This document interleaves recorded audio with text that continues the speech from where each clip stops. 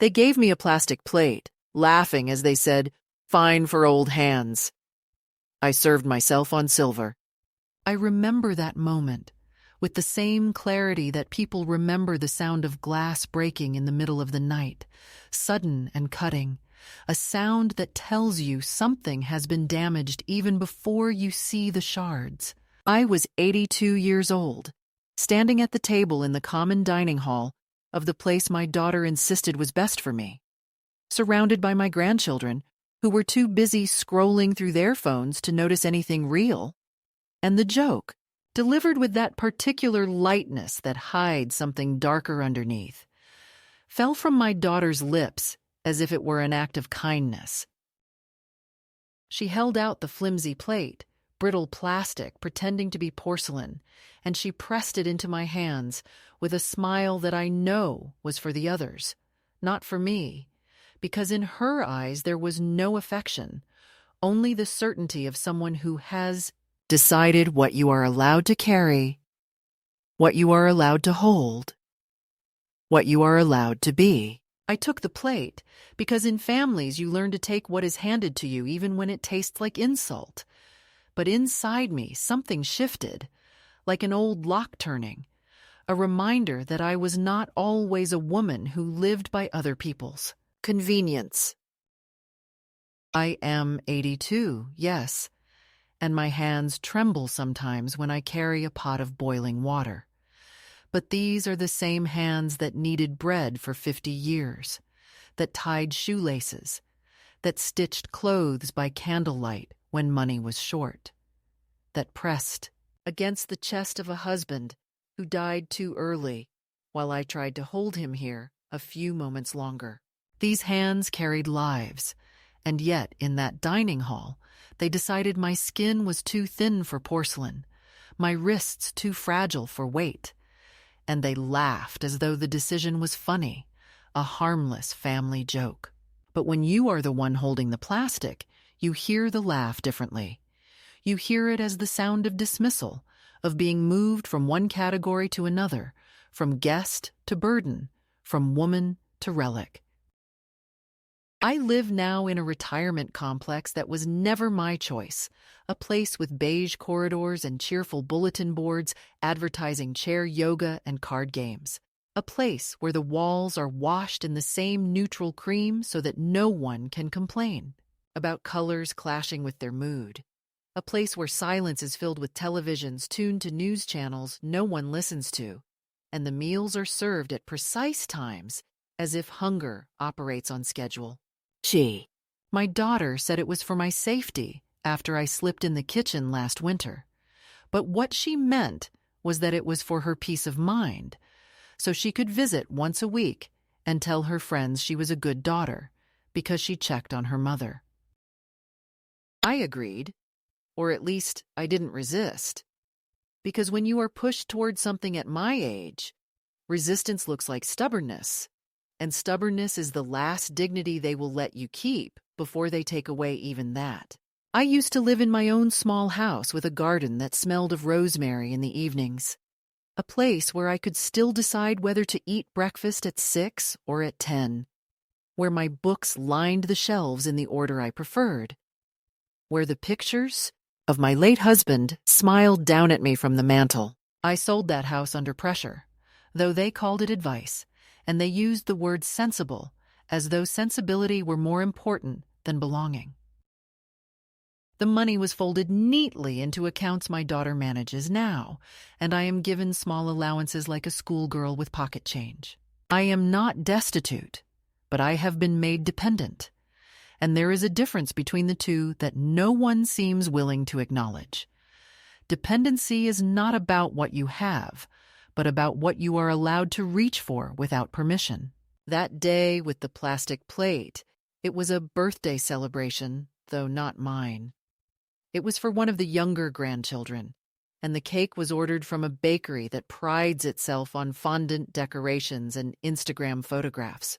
My contribution was not required, though I had once been the woman whose cakes were demanded at every gathering, who knew exactly how to fold egg whites into chocolate so that the sponge rose proud and light.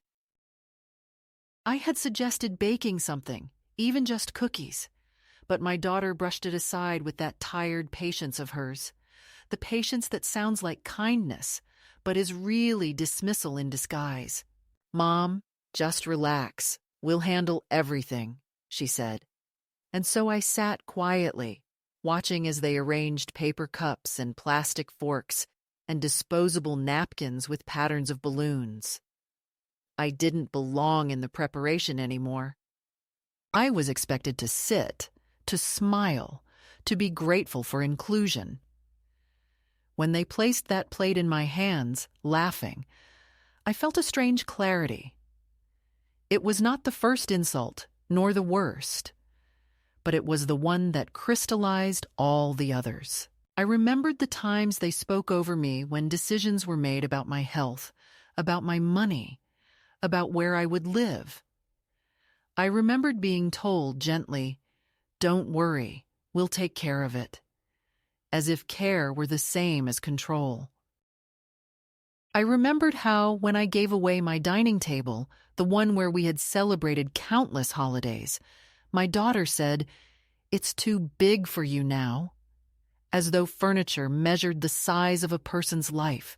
Each moment by itself was survivable, but together they built a wall around me, brick by brick, until I was no longer standing in my own home, but in a waiting room for the end. I did not cry that evening. I did not protest. I did not throw the plate back onto the table and demand respect. No, I held it with steady fingers. I filled it with food I could hardly taste, and I sat among them with a smile so convincing that perhaps even they believed it. But later, when I returned to my room, I opened the small drawer where I had hidden a single piece of silver from my old set, a dessert spoon engraved with the faint initials of my husband and me, a piece of metal that had survived decades of moves, and meals and quarrels and reconciliations. I took that spoon in my hand, and I ate the leftover cake directly from its box, not because the cake was good, but because the spoon reminded me of who I had been and who I still was beneath their laughter. That is when I whispered to myself, "They gave me plastic, but I served myself on silver." It was not a rebellion anyone saw, not a protest anyone would applaud, but it was mine.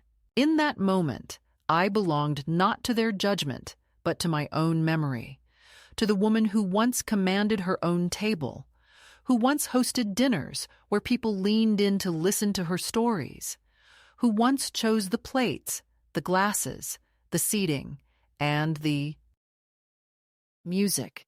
They may think I am too old to choose now, but they are wrong. They are wrong because even if my hands shake, my choices are still mine. And so here I am, 82, speaking to you as a woman who has been dismissed but not destroyed, reduced but not erased.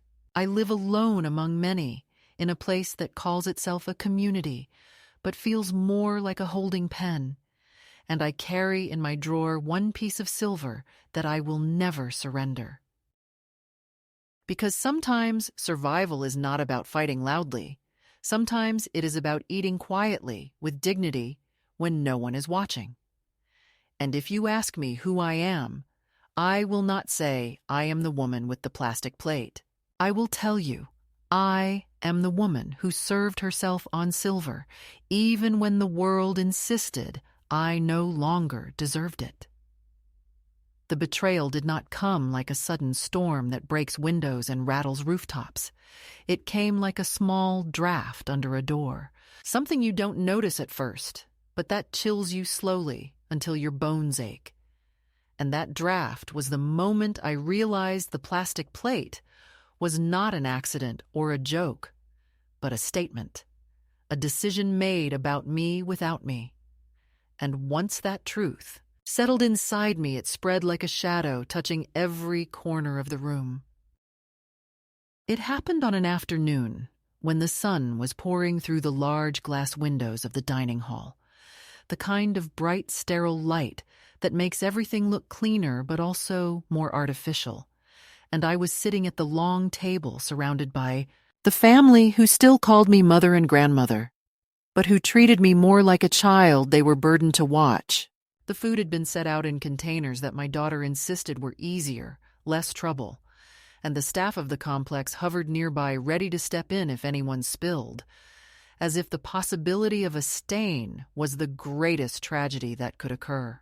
I had reached for one of the ceramic plates stacked on the table because it was natural, because that was what adults did when they wanted to serve themselves, and that was when my daughter's hand intercepted mine, pressing down lightly, smiling that smile she saves for when she knows she is in charge, the one that never quite reaches her eyes.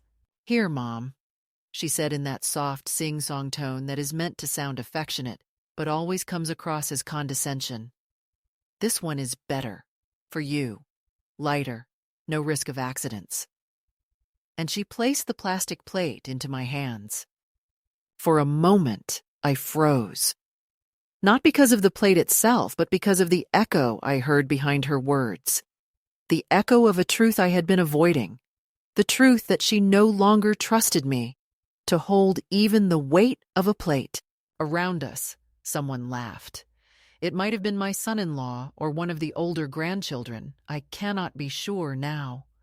But the sound of that laugh made it clear that the moment had been noticed, and not only noticed but approved, as if I had just been. Placed in a category where I no longer had dignity, but instead entertainment value. I wanted to speak, to say something sharp and cutting the way I once could when I felt insulted, but the words would not form, not because I lacked them, but because I knew instinctively that no one at that table would have heard me.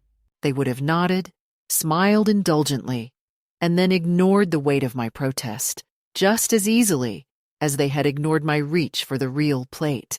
So I held the plastic one, and in that holding, I understood something that I had been avoiding for months, perhaps years, that they were beginning to prepare for my disappearance while I was still alive.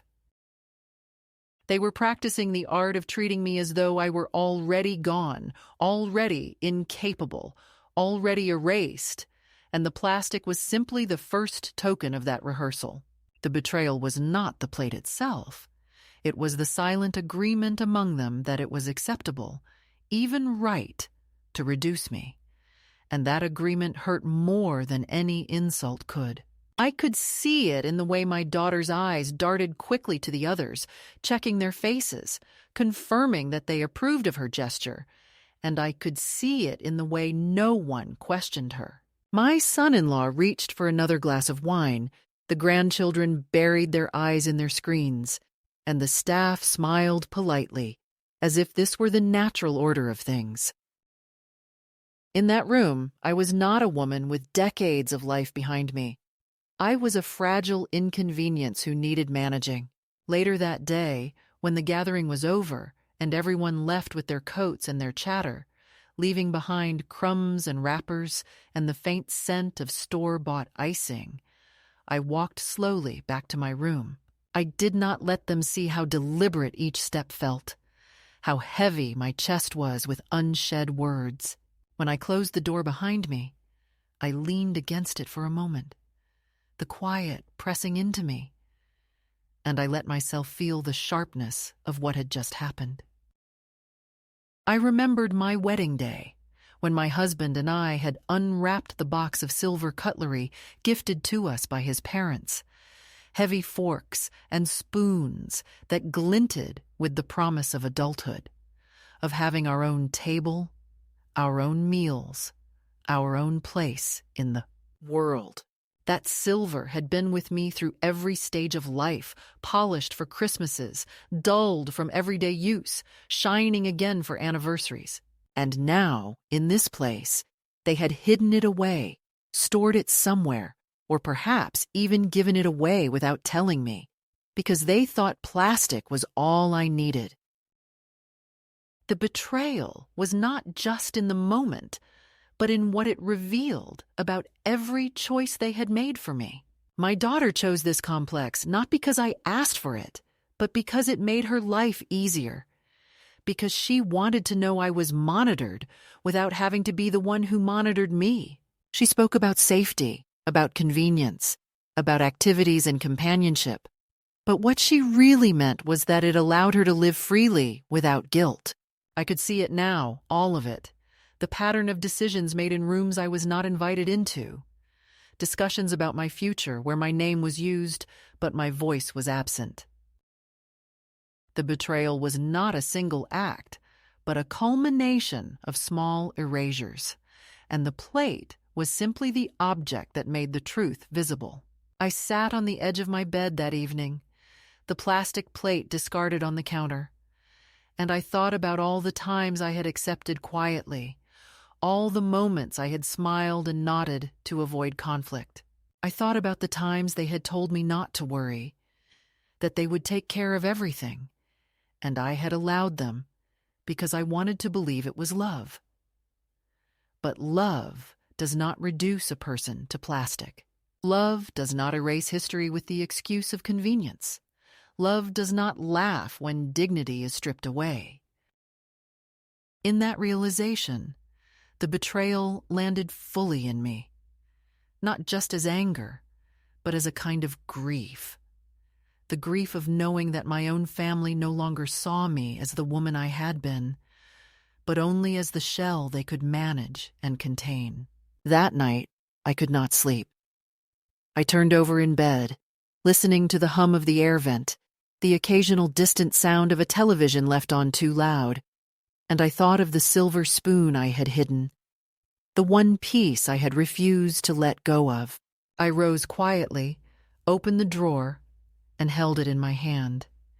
Its weight was small but real, and it felt more honest than anything I had touched that day. I took a piece of fruit from the small bowl near my window, peeled it slowly, and ate with that spoon. Not because it was necessary, but because it reminded me of who I was. And as I ate, I felt the betrayal harden into something else, something that would not let me go back to the comfort of denial. They had given me plastic, but I still held silver, and that meant something. It meant the story was not finished, no matter how much they wanted to write the ending for me. After that day with the plastic plate, I began to notice the small ways in which my world was shrinking, not through sudden cruelty or outright rejection, but through a steady sequence of quiet diminishments, gestures so subtle they might have seemed harmless if taken alone, but which together formed a pattern that could no longer be ignored. A pattern that said I was no longer trusted to move freely in the world I had built for myself, that my choices were now subject to review and my preferences. Treated as inconveniences, it began with meals, because food is always the first territory of control, and in the dining hall they started placing me at a table with others they thought were like me, though the truth is, I was not like them. Many of them were slipping into confusion or repeating the same questions over and over. But because I had gray hair and shaky hands, I was seated there too, as though memory loss were contagious, and no one asked me whether I wanted to sit somewhere else. They simply guided me with gentle smiles and firm arms. And I complied because what was the alternative? To protest and draw the label of difficult, to resist and have them whisper later that perhaps I needed more care than I admitted. The meals themselves were bland and predictable, food designed for efficiency, not for pleasure. And when I asked once whether we might have something spiced differently, something with garlic or cumin or a little heat, the staff member smiled in that polite professional way and said it might upset sensitive stomachs, which meant that the lowest common denominator of tolerance decided what everyone would eat. And so the table became a place where I chewed dutifully, but without joy. And I remembered the kitchen I had once ruled, the way the air would fill with steam and fragrance when I cooked for family gatherings, the laughter that used to rise from my dining room, and I felt the contrast like a stone pressing against my ribs. It was not only food, it was sound too, because in the evenings I liked to watch the news, not for pleasure, but because I wanted to remain aware of the world beyond these walls. Yet whenever I turned on the television in the lounge, the younger staff would quickly change the channel to something lighter, a nature documentary or a singing competition, telling me I didn't need to worry myself with politics, that I should relax and enjoy myself, as though my mind were a fragile vase that might crack under the weight of headlines. And each time I swallowed the protest that rose in me, but I stored the bitterness quietly. Because it is not only the denial of choice that hurts, it is the implication that your capacity to care is gone, that your opinions no longer matter, that being old means being shielded rather than engaged. Then came the redecorating of my room, a gesture presented as a kindness by my daughter, who arrived one afternoon with bags of pastel throws, soft floral prints, and little framed motivational sayings she placed on the dresser as though I were a schoolgirl in a dormitory who needed reminders to smile. And she removed the darker, heavier fabrics I had chosen, fabrics that reminded me of my mother's home, of winters by the fire, of evenings reading novels that did not flinch from sorrow. When I asked where my old blanket had gone, she said she donated it, her voice light but firm, because she thought I deserved something cheerful. And that word cheerful struck me as a dismissal, as though sorrow had no place in an old woman's room, as though dignity were the same as decoration. Slowly I realized that friends had stopped visiting, not because they did not care, but because the distance was too much, because parking was complicated, because life has a way of sweeping people in its current. And so the afternoons that had once been punctuated by phone calls or familiar knocks on my door grew quiet, the silence broken only by the shuffle of residents in the hallway or the occasional cart rattling with meals.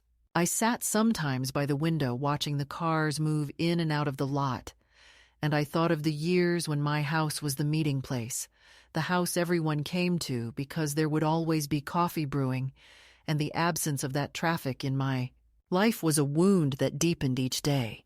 Even within the family, the distance was growing, because my daughter, who once called to tell me small details of her life, now spoke to me as though I were a client to be managed, her voice efficient, updates brief, always ending with a reminder to take my pills or to be careful not to strain myself, as if the only conversations worth having with me were those that monitored my compliance. The grandchildren drifted further too, offering quick hellos when they visited, though more often their eyes stayed fixed on their screens, and I became a background presence in their lives, someone to hug quickly for a photograph before returning to whatever digital world claimed them. The slow withdrawal of genuine contact was not marked by a single dramatic moment, but by the accumulation of glances not given, of words not asked, of silences that grew longer each time. The staff, too, though never unkind, began speaking to me differently, using that tone of exaggerated patience reserved for children or for those who are lost, stretching words as if I needed extra time to process them, when in fact my mind was still, clear and sharp, and each time they said, "That's right, good job." After I remembered some trivial detail, I wanted to scream, because they were mistaking the tremor in my hand for a tremor in my mind. I was being rewritten in their eyes, and no protest could undo the ink once it dried. Perhaps the cruelest diminishment was the way my time was no longer mine. In the home where I had lived before, even if my body slowed, the hours still belonged to me. I could choose to wake early or late, to sit quietly with coffee, or to busy myself with tasks. But here the schedule was set. Meals at the same time. Activities announced by flyers. Lights dimmed in the corridors at 9, as though the building itself were nudging us toward bed. And though no one locked me in, the effect was the same. Because when the world around you moves to a rhythm, you did not choose. Your own rhythm weakens until you feel like a passenger in a train you never boarded willingly. Each of these small acts might sound harmless to someone outside, someone who thinks of care only as safety. But to live inside it is to feel a daily erosion, a weathering away of the self. And I began to feel as though I were disappearing, not in a sudden vanishing, but in the slow fading of a photograph left too long in the sun. I was still visible, but less sharply, less distinctly, until one day perhaps no one would remember what my features had been. That was the first escalation. Not a storm, not a battle, but the quiet, steady pressure of a world that insisted I was less than I knew myself to be. And though I swallowed my protests, inside me something was beginning to resist, a seed of refusal, growing in the soil of humiliation. I did not know then what it would become, but I knew I could not let the fading continue without leaving some trace of myself behind. The change did not come with a dramatic announcement or some grand gesture witnessed by others. It arrived quietly one evening when I opened the bottom drawer of the dresser where my daughter had hastily stuffed the last of my belongings, a jumble of scarves and old recipe cards and photographs she did not think worth framing. And beneath it all, wrapped in a faded napkin, I found what she had not bothered to notice: the roll of silver cutlery from my wedding set, tarnished from years without polish but still heavy with memory. My fingers trembled as I unwrapped it, not only because of age, but because of what it meant to hold something that was truly mine, something that had not been chosen for me or decided on my behalf, something that carried the echo of evenings where I was the hostess, not the dependent.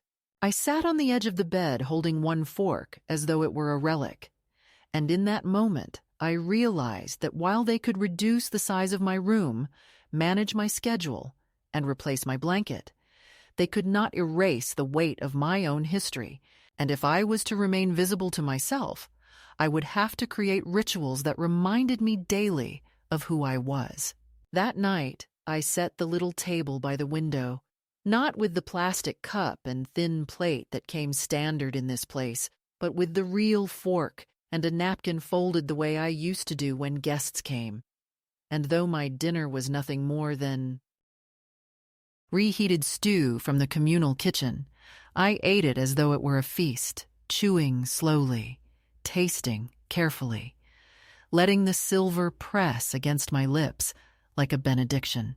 No one else saw, no one else cared, but to me it was proof that I could still choose dignity, even if it was only in the small privacy of my own room. I began to dress for these dinners, not extravagantly, but deliberately, putting on the brooch I had inherited from my mother, brushing my hair, even applying a touch of lipstick, because it reminded me that life had not yet reduced me to function alone. Each evening became a ceremony, a reclaiming, and though the food did not change, the taste was different because I had chosen the manner of eating it. In those quiet meals, I began to think about more than survival. I began to think about legacy, about how I wanted to spend what time remained, not simply waiting to be managed, but insisting on being remembered as someone who gave, created, and shared. I remembered the recipes I had written by hand decades ago, the ones stained with oil and flour, and I imagined what it might mean to cook again, not only for myself, but for others here, to remind them that life was not meant to be swallowed blandly, but savored, even in old age. So I wrote a letter, carefully, in my neatest script, addressed to the board of the residence, suggesting that I could host a small cooking class for those who wanted to learn or remember the joy of preparing food. I called it Old Hands in the Kitchen, and I enclosed 3 recipes, simple but rich, dishes that had fed generations in my family. I sealed the letter, gave it to the receptionist, and waited. Days passed without reply. I asked once at the desk, and the young woman said cheerfully that my suggestion was under review, her voice the kind that means forgotten. And I felt the sting of dismissal again, but this time I did not let it end there. I wrote another letter, sharper in tone, reminding them that old age does not erase skill, and that contribution is not the same as risk, and I sent it again, this time hand-delivered to the manager. My daughter would have scolded me if she had known, told me I was embarrassing myself, told me it was too much trouble. But she was not the one who had to live here every day, surrounded by the dull hum of resignation. And I knew that if I did not push, no one would. The refusal to be silent began to spread into other parts of my life. I started taking longer walks in the garden behind the building, not at the scheduled times, but whenever I pleased, ignoring the gentle reminders of staff that the path was slippery or that I should not overexert myself, because I wanted my body to remember that it still belonged to me. I carried the silver spoon in my coat pocket as a talisman, touching it when I felt myself being spoken down to, a reminder that I was more than their assumptions. I began to speak more boldly at meals, asking questions about the news, challenging the bland conversation, insisting on being present as a mind, not just a body. And though some looked at me with surprise, a few smiled with recognition as though they, too, had been waiting for someone to disrupt the monotony. The shift was not loud. It did not overturn the structure of my days, but it altered the way I inhabited them. I was no longer only enduring, I was shaping, even in small ways, and each act of resistance, setting the table, writing a letter, walking at my own pace, was a declaration that I had not been erased. And though I knew challenges would come, though I knew my daughter would resist my insistence on autonomy, I also knew that something had awakened in me that would not be silenced again. The midpoint of my story was not marked by escape or confrontation, but by the quiet decision to act as though I still mattered. And in that decision, I began to feel alive again. They did not answer my letters with words at first. They answered with procedures, which is how institutions say no without the unpleasantness of admitting it. And it started with a laminated notice slipped under my door, announcing a care plan. Review for the following Tuesday. The kind of meeting that sounds helpful until you realize you are the topic, not the participant. And when I walked into the little office with the beige chairs and the ficus that had never known real rain, my daughter was already there with a folder on her lap and that look she wears when she is about to do something she calls responsible. The manager smiled with professional warmth, and the nurse practitioner arranged a clipboard as if it were a tray, and they spoke about goals and safety and liability and how the community kitchen could not be used by residents because of insurance, and how requests that involve heat sources would require additional assessment, and how my enthusiasm for teaching others to cook was admirable but perhaps unrealistic given the demographic and the staffing ratios. And then, as if to soften the blow, my daughter placed her hand over mine and said she had been thinking about the next step for me, maybe not now, but soon, a quieter wing with more support, a place where I would not have to worry about anything. And she said this with a compassion so polished I could see my reflection in it, a tired old woman in a chair. And I realized with a clarity that felt like a clean cut that the letters had climbed the wrong staircase, that they had arrived at the floor where decisions are made and been filed under risks.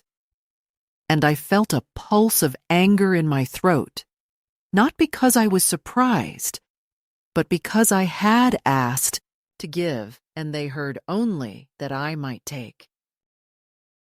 I kept my voice calm, because at my age the tone is always on trial, and I told them I wanted 1 hour a week in the staff kitchen under supervision, that I would bring my own ingredients and scrub the counters and leave the room cleaner than I found it, that I would sign any form their lawyers devised, and the manager pursed her lips and said it would set a precedent, and the nurse asked me if I ever forgot to turn off the stove in my previous home, and my daughter chimed in with the memory of the winter fall and the burned kettle. And I watched the story congeal in front of me, the single spill becoming a habit, the single mistake becoming a portrait. And I understood they were not truly evaluating my request. They were rehearsing a script in which my agency was an anecdote that would fade at the end of a paragraph. After the meeting, my daughter walked me back to my room as if I were the one who lived at the edges of maps, telling me she had spoken to the bank and that it would be simpler if my allowance were deposited onto a card she could monitor. Not because she doubted me, she said, but because budgeting is stressful, and she wanted to spare me that weight. She looked around the room, appraised the comforter she had chosen, the tidy stack of pastel throws, and then, as if remembering something important, she opened my dresser drawers with a haste that had nothing to do with love, her mouth tightening when she found only scarves and recipe cards, and I watched her with the stillness of a deep lake while my hand remained in my coat pocket, curled around the cold oval of the silver spoon I had slipped there before the meeting, the old habit of women everywhere who learn to hide what cannot be replaced. And when she asked lightly if I had come across any old kitchen odds and ends, I smiled and said only that I was traveling light now, and she nodded, suspicion diluted by the comfort of her own narrative. That evening, a paper wristband appeared on my nightstand, mint green and stamped fall risk in cheerful sans serif. A gift from the nurse, she said. Optional for now, but recommended. And I held it for a long moment, feeling the ordinary softness of it, and the way ordinary things can still abrade. And then I placed it in the drawer under my brooch, as if it were a ticket to a show I had decided not to attend. When I went to dinner, they had moved my place card to the end of the memory table again, and when I asked why, someone said it was closer to the staff station, which made me laugh, not loudly, just enough to remind myself that laughter can sound like a blade. The week unspooled with the peculiar speed of late life, days both long and short, mornings that dissolved into evenings like sugar in tea. And in that flow, small frictions multiplied. The kettle in my room replaced with an auto shutoff unit that wheezed and scolded and whooshed off before the water reached a true boil. My spice tin confiscated because open containers of strong odors were not considerate of neighbors. A poster pinned near the elevator about new dignity protocols that translated to more eyes and fewer permissions. And yet, in the middle of this careful shrinking, there were glints that caught and held, because the universe is mischievous, and sometimes it hands you a person. Exactly when you have stopped believing you will meet another ally. And mine arrived as a young evening aide whose name tag said Awa, a woman with a soft French accent and wrists quick as birds, who watched me the way people watch a storm ray at the surface when it has chosen to show itself. And one night, when she brought my medication, I asked her, with the formality of one conspirator addressing another in an old novel, whether she could help me peel onions in a place where the doors opened, and she smiled without teeth and said she would bring her own knife, a small one, good steel, nothing dangerous if you respect it. And that was how the plan became more than anger. It became logistics, which is the true name of courage in the lives of women who have no armies. We met the first time in the little staff kitchenette at 9:10, because that is when the corridor's empty and the televisions begin to murmur to themselves, and I brought butter wrapped in paper and a single onion hidden in my pocket, like contraband fruit, and she brought cumin in a twist of foil and a pan. She swore no one loved, and together we made nothing more remarkable than a quick pot of lentils. But when the butter melted and the cumin woke and the onion turned translucent, the air changed. It grew human. It remembered kitchens where arguments and reconciliations had risen and fallen in the same hour, and the sound drew people the way a song draws small birds, Mr.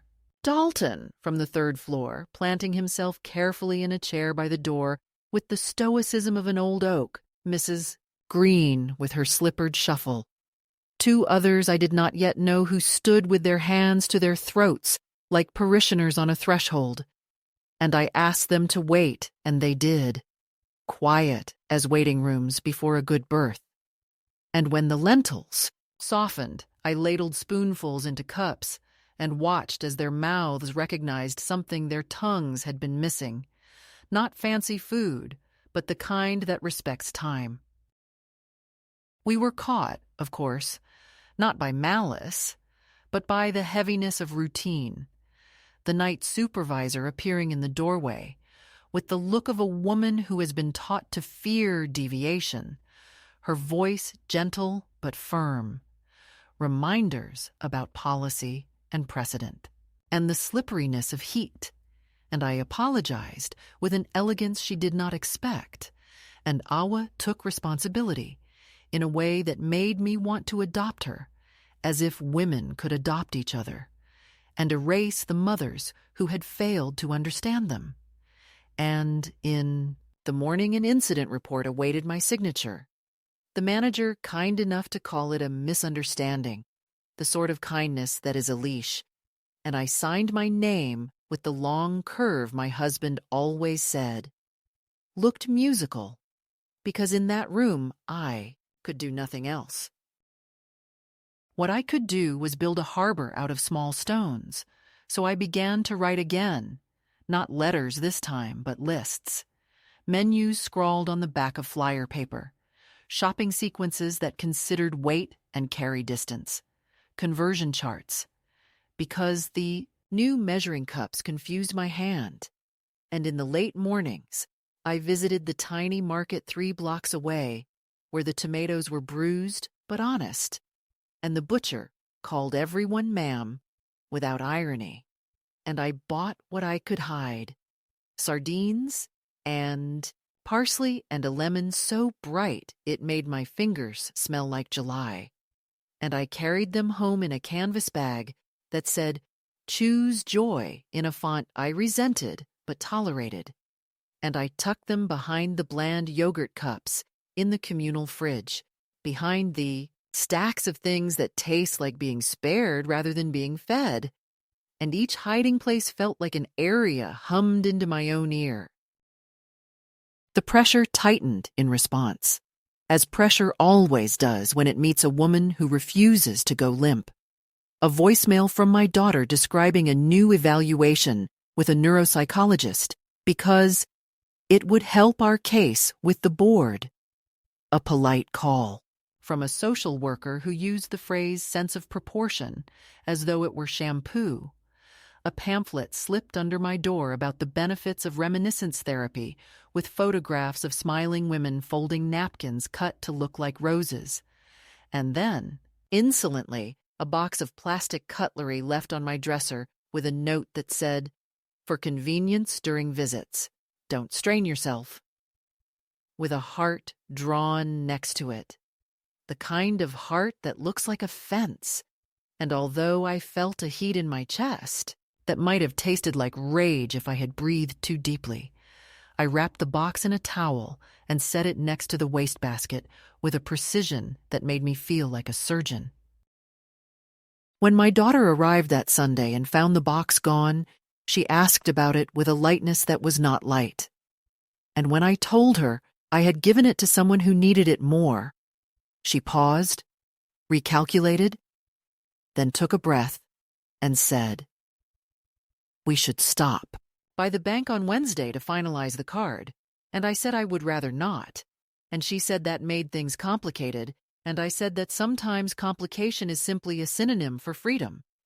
And she blinked at my tone the way a person blinks when the light changes from decorative to honest. They tested me, because this is the ritual of doubt in old age. And a woman with a pleasant blouse wrote my name on a form and asked me to draw a clock and to remember 3 words and to subtract 7 from 100 until it felt like penance. And I played their game with a boredom that must have looked like difficulty. But when she asked me to define the word season, I told her it is what you sprinkle on food when you refuse to eat what you are given without insisting on taste. And she did not write that down. At the end, she smiled kindly and said the results were not concerning, but not definitive, which is the bureaucratic way of saying useful, because ambiguity is currency when families negotiate control, and I left with the silver spoon heavier in my pocket and the strange comfort of having remained unsimplified. I saw my daughter in the corridor afterward, speaking to the manager with the posture of a woman who thinks she is saving a life one permission at a time. And when she turned toward me, her face softened into the public mother, the one who assures and soothes, and she told me she had arranged a meeting with an elder law attorney just to get our paperwork in order. And I thought of the dozens of papers I had ordered in my life. The school forms, the mortgage, the contracts, the wills, and how on. Each of them my name had meant something solid, and I told her I would not sign anything that transferred my choices to someone who laughed at my plate. And the silence after that sentence felt like a bridge that had been crossed without witnesses. That night, Awa found me in the hallway, pretending to admire the painting of sunflowers that had never known sun. And she slipped me a tiny jar of harissa so red it looked like a dare. And she said softly that her aunt used to keep such a jar beside the sugar bowl because some mornings require heat to remember the mouth is alive. And I wanted to cry, but I have learned that tears in public are deposited into ledgers I do not control. So I thanked her with the kind of gratitude that moves like weather. It is a peculiar thing to feel pressure and clarity grow together, to feel the hand tighten at your elbow while the path straightens under your feet. And in those days, everything I did began to feel like rehearsal, not for surrender, but for an opening night no one had scheduled. My lists becoming menus, my menus becoming invitations folded into the corners of conversations, a whisper to Mr. Dalton about candles because electricity is generous but flame is honest, a question to Mrs. Green about whether she still had her wedding-serving spoon tucked somewhere under the socks because certain metals remember parties and behave accordingly. A borrowed tablecloth from the activities closet that smelled like old starch and community. A test run of lemonade with real lemons in the art room, where the sink was deep and expressive. A note on my bedside paper that read, Friday after, bingo, if the corridor is quiet. And each of these small acts stacked like plates into a tower that would not topple because hunger was its center of gravity. The second escalation was not a fight staged for cameras. It was the long, damp pressure that makes stone learn the shape of water, the calls and forms and kindly threats, the reassignment of my seat, the confiscation of taste, and through it all, the steady pulse of something inside me that refused to agree to an ending written by someone else. A pulse that spoke in recipes, and in the clink of silver against ceramic, and in the thud of a lemon on a counter. And by the time Friday arrived, the Friday after bingo, the Friday when the corridor might, by mercy, be quiet, I had rolled my silver in its napkin, hidden the candles in the hollow of a cardigan, counted the plates twice, and told myself that the worst that could happen was a reprimand.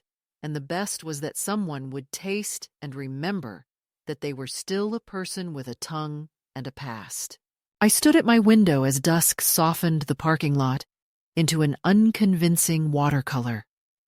I watched the first lit rectangles of other people's rooms bloom like little theaters. I touched the spoon in my pocket as if it had a heartbeat of its own. And I understood that I had come to the place in the story where the past returns not to drag me backward, but to hand me a ladle, and where the pressure no longer pushed me down, but pressed me into shape. The climax came not in the form of shouting or plates shattered against a wall, but in the quiet, deliberate lines of ink pressed onto paper. Because at my age, you learn that words written carefully and signed with a steady hand can cut deeper and last longer than any outburst. I had endured their performance of concern. The lawyer with his polished shoes and his careful tone. The article that painted me as fragile and vanished. The letters dripping with accusation disguised as worry. And I realized that if I did not end the story myself, they would keep rewriting me into a character I no longer recognized. A vulnerable ghost hovering around the edges of their lives. So I sat at the small desk in Joyce's house, the one with the crooked drawer that stuck unless you tugged it sharply, and I pulled out thick stationery I had bought at the pharmacy. Nothing fancy but heavier than the flimsy paper of bills and notices, and I wrote 2 letters. One to Lisa, one to the lawyer. The first was short, almost blunt. A refusal disguised as courtesy. I know what you did. I know what you didn't say.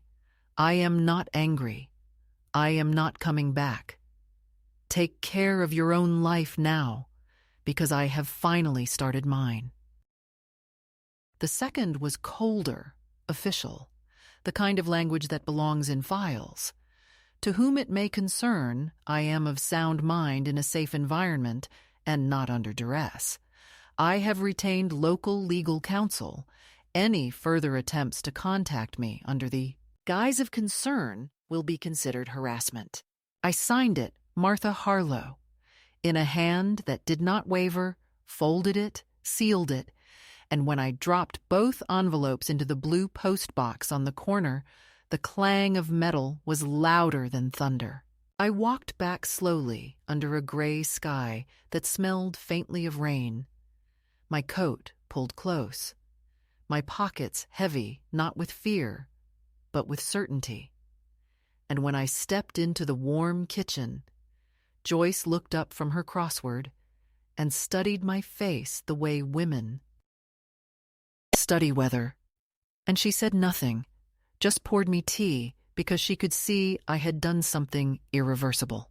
For the first time in decades, I was not waiting for permission, not asking for understanding, not hoping for reconciliation. I was declaring an ending. There was no triumphal music, no applause, only the steady hum of the kettle and the smell of garlic. Joyce had been chopping, but I felt taller in my chair, straighter in my spine, as though a weight had slid off me that I had carried so long I forgot it was not part of my body. And after the letters, after the final refusal, came the strange quiet that follows decisive acts. The phone buzzed with new messages, the mailbox filled with envelopes bearing familiar handwriting, but I did not answer. I did not open. I had cut the cord, and the silence that followed was not emptiness, but space, space for my own life to unfold. Into that space came Arthur, steady as always, sitting in his corner booth, asking for cream with 2 splashes and telling me about birds. And I found myself listening, not with the distracted half-attention of someone bracing for intrusion, but with the openness of someone who has room again for simple things. Into that space came Kieran's voice on the phone, warm and hesitant, not demanding but offering, and I allowed it, because his love had never been conditional, never laced with control. And into that space came laughter with Joyce over burnt toast, the rustle of Franklin the cat climbing into my lap, the ache of my feet after a long shift that felt more honest than any pampered day of being managed. The climax was not an explosion. It was a cut, clean and final, the kind of cut that frees a balloon to rise or a ship to sail. I had mailed away the last traces of their control, and in doing so, I had claimed something larger than defiance. I had claimed my own narrative. For years, I had been the woman with the plastic plate, the guest at her own table, the leftover at the airport lounge, the shadow in someone else's house, but no longer. Now I was the woman who wrote the final letter, who chose not to return, who built a life from scratch, not because she was abandoned, but because she was released. And when I lay down that night, the window cracked open to let in the cool smell of rain. I felt a peace that did not ask for approval. I was not waiting to be found.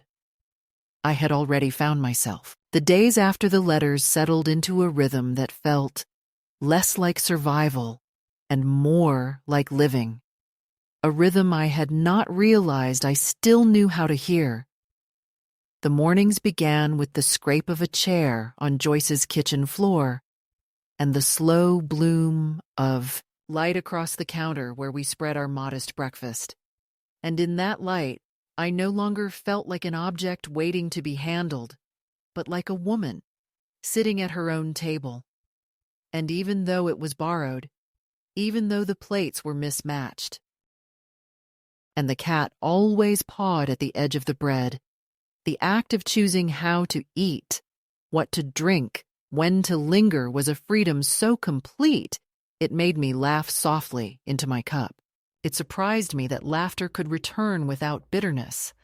Not the sharp laugh I had cultivated in defense, but the low, warm sound that comes when you forget you are being observed. And I realized then that I had not lost myself completely. I had only been hidden under years of other people's decisions, and now I was brushing away the dust. Kieran came on Sundays, walking slower than when he was a boy, but with the same eagerness in his eyes. And he asked me not what I needed, but what I wanted. And the difference in that question filled the room like fresh air after a storm. Sometimes we went to the park and sat on benches where children shouted in the distance. Sometimes we simply stayed at Joyce's table drinking tea. And once he asked me if I regretted cutting ties with Lisa. I thought carefully before answering, because regret is a heavy word, and I no longer wanted to carry what did not belong to me. I told him I regretted only that she could not see me as I truly am, that she clung so fiercely to the picture of a weak old woman that she missed the reality of her mother still alive before her. but that I did not regret saving myself. And he nodded with a solemnity I recognized from his father, the kind of listening that does not argue but accepts.